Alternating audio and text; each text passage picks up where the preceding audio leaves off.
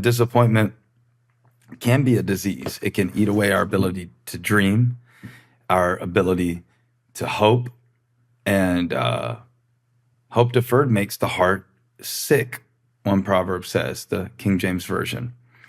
And when you think about the disease of disappointment, it's misleading, meaning that, there's never a way that a disease in my body is a good thing. We don't ever think of that in a positive sense. Disappointment, while it's not a positive thing to feel or experience, it is in its own way the necessary flip side of having hope. If you don't hope, you can't be disappointed. If you never are willing to risk disappointment, you can't hope. And man, am I preaching to myself today, because look, I've spent large chunks of my adult life thinking that I could figure out a strategy to avoid disappointment and still get the things I hope to have. Whether that's with people, man, they let me down. I'm not going to reach out to them because these last 3 times they let me down.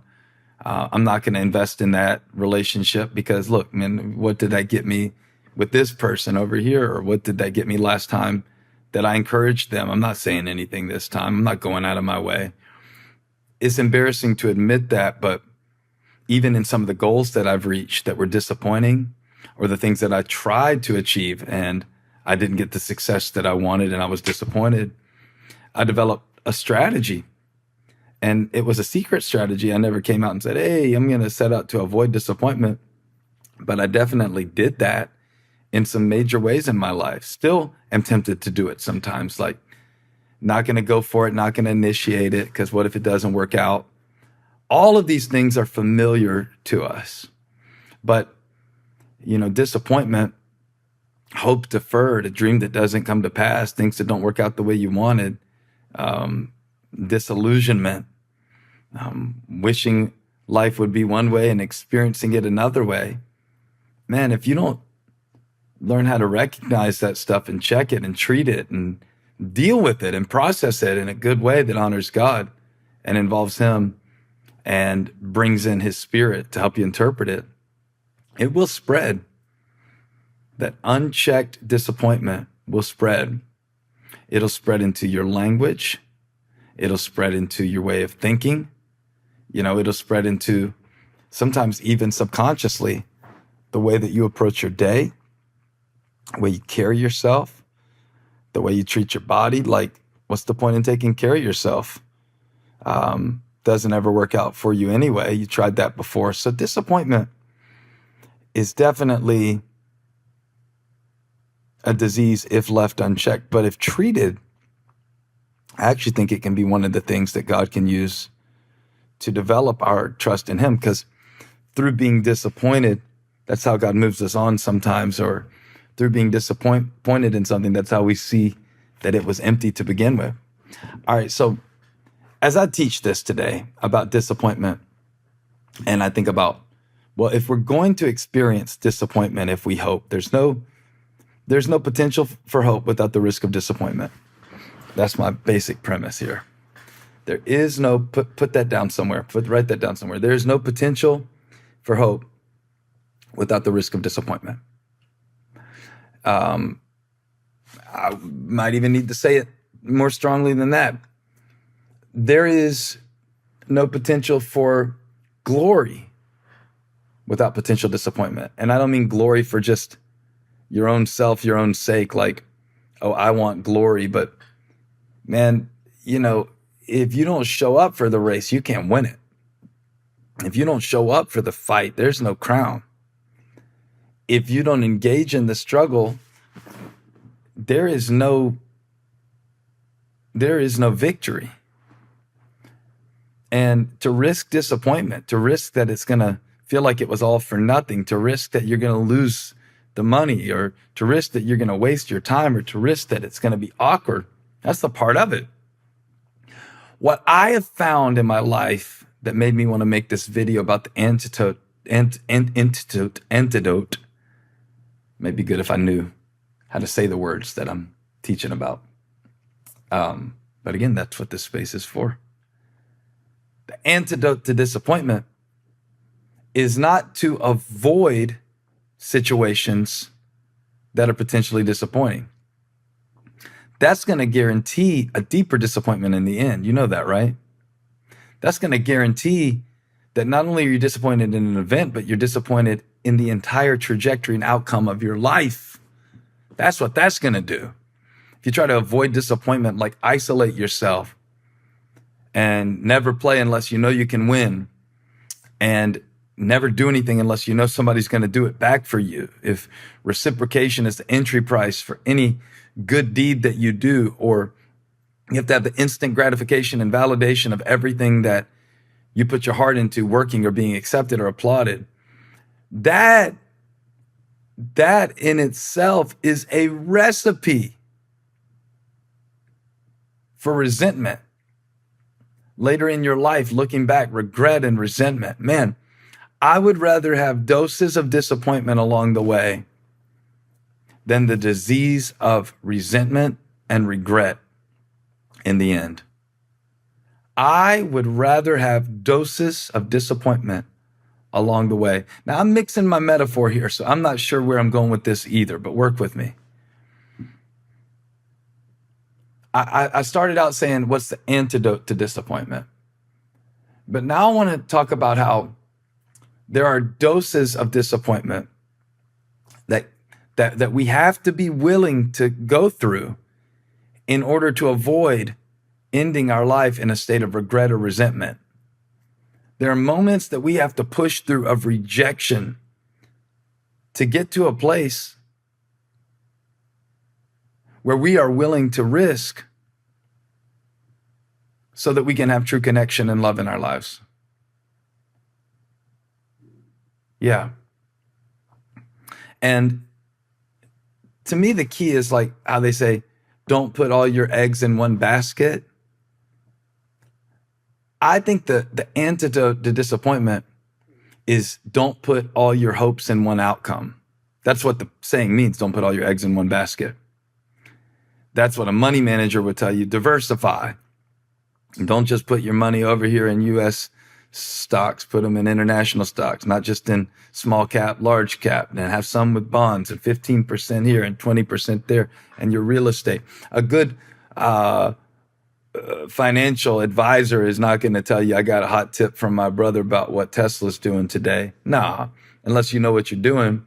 Most of us, we have to diversify. Now, I'm not here to give financial wisdom, but in spiritual terms, diversification of your hopes is really important as an antidote to disappointment.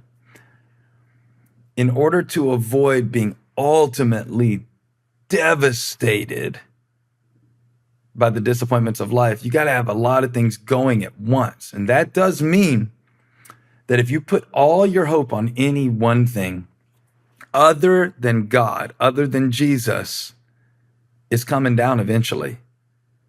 If it's a number on a scale that you want to reach, if it is an amount that you want to reach in your financial life this year or in 10 years, which I think those things are great as motivators to move and to incorporate the things you want in your life to feel progress, right? But those things can't be God, because Paul says in Romans 5, we rejoice in the hope of the glory of God that does not disappoint. That's what doesn't disappoint. Now, if my hope is, man, God's going to use this, God's going to get me through this, God is working in this, I'm learning from this, then that's very different than I must have this, I must do that, it must be this way. Every time I've done that, it's backfired. Every time that I put all my hopes on one goal, one way of doing things, one sermon, oh, this is going to be the best ever, one song, one book, man, I promise you that even if that thing does well, then what's the next one going to be? So as I'm making things, creating things, ministering things, developing things, it's important that I diversify. It's important that if one of my friends is struggling in their life, I have encouragement to give them, right? Because I have somebody else that can encourage me. I can't just be locked into one person liking me. What if they're having a bad day? I can't just be locked into one person noticing me. What if they're distracted by their own drama? So this is what I wanted to say, and I've been kind of feeling my way through it just to work this idea out. And maybe we can straighten it out together. Maybe this will have more clarity as we wrap around it. But the antidote to disappointment is diversification. For me, that means every time I release one sermon and preach it, I'm already working on another one. So that if this one feels a little disappointing, the next one is coming, right? Even as we prepare to release songs, we're releasing songs that I'm excited about here over the next few weeks and months. ElevationWorship.com. Today's post sponsored by ElevationWorship.com. Even as we're getting ready to release those, I want to be working on some other ones, and I am. I got some that are going to Spotify and Apple Music. I got some that are on my phone. Why? Because I need to know that if these songs just were meant to live in church or were meant to live in the hearts of those who wrote them and experience them together, then that's going to be okay because there's more on the way. That's the spirit I want you to get right now. That's okay. There's more on the way. Say it out loud. That's okay. There's more on the way. There's another one on the way. That's okay. There's more on the way. You lose a little money. That's okay. I don't like it. I'm not going to try to lose money, but there's more on the way. God is my supplier. That's okay. You know, that person over there, they're moving. They're going to Argentina. They're not going to be in your life anymore. Oh, well, bless them. I'm going to miss them so much. I throw them a farewell party. I keep up with them some. But man, I'm not building my life around any one person. And that's okay. It doesn't take the pain out of when people leave your life, but they don't like you. That's okay. There's people that do like me on the way. I have to tell myself that all the time because I know there's people who don't really like my ministry. That's okay. There's more on the way. There's people coming that need help and they'll be able to receive what Jesus wants to speak through me. That's okay. There's more on the way. And when Jesus shows up in a situation, there's more on the way. You know that he's very capable of turning ceremonial washing jars into wine, big old wine glasses. Wine, he can turn a common ordinary object into something that holds something very special. He can transform the wine while it moves across the room. That's okay. There's more on the way. Oh, we're out of wine. Oh, we're out of strength. Oh, we're out of ideas. That's okay. There's more on the way. And that's very different than having an expectation that, this one source that's not God is going to meet my needs. This one job, this one stream, this one relationship. Diversify. Divine diversification is what I'm talking about. Knowing that if the brook dries up, God's got a widow in Zarephath. And if you will meet the next need that God put in front of you, this is the story of Elijah. I know you were already there with me, but just in case you weren't tracking, when you get there and you give her the instruction so that her family can be fed through the famine, I'm going to meet your needs too. That's okay. The brook dried up. There's more on the way. And I feel that the divine strategy or antidote for disappointment is diversification. That that the Lord has lunches in the hands of little boys, even if it's a remote place and it's getting late and the crowds won't go away. That's okay. There's more on the way. That's okay. There's more on the way. That mentality, that spirit, not because I'm so good, but because God is within me. And there are rivers of living water that flow from me. That's okay. There's more on the way. Easy to say, harder to live. So let's live it a little bit today. I'm not talking about not getting your sights set and focusing on something. Yesterday, I talked about focusing. I believe in focusing. I believe in setting goals and targets. I believe in insisting on reaching them and not just watering down what you want to match what you think you can do. But I also believe that you have to leave room in there so that God is not in this box, for God to do what he wants to do and use you how he wants to use you and bring about what he wants to bring about.